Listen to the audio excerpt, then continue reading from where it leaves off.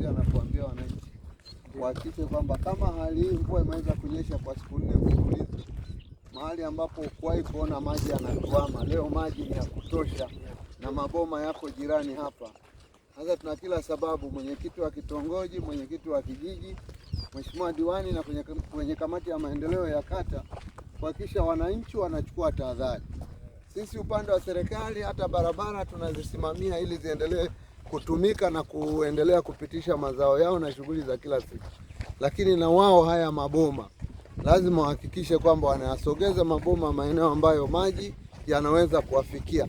Sasa hapa hakuna mtu aliyetarajia kama kutakuwa na maji yanaweza kutuama maji ya kutosha kiasi hiki. Huu ni ushahidi kwamba wakati wote mvua zinavyoendelea kunyesha zinaweza kufika kwenye maboma ya wananchi wetu hapa. Kwa hiyo ni kusogeza maboma kupisha maji yanapotuama kwenye haya maeneo.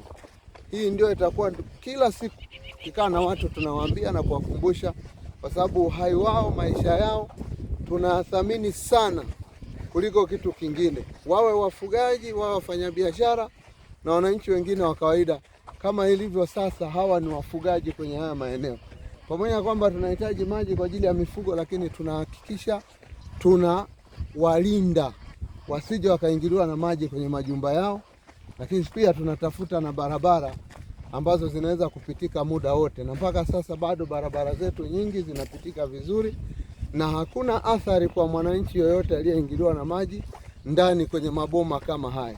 Kazi yetu ni kuwakumbusha kuchukua tahadhari.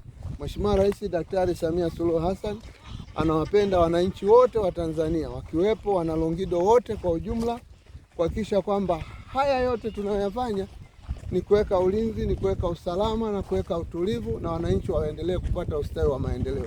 Ndio maana tuko na meneja wa TARURA, tunapitia barabara zetu, lakini na kuwakumbusha wananchi wachukue tahadhari.